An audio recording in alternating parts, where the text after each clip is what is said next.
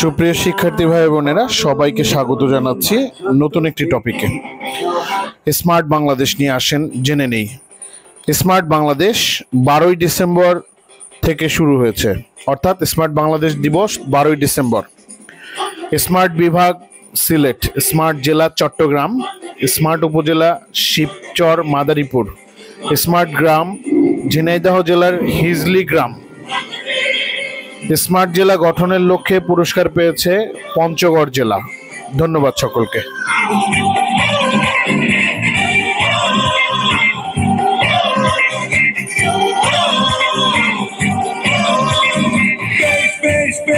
শাবাশ বাংলাদেশ, যাও এগিয়ে আবার বাংলাদেশ।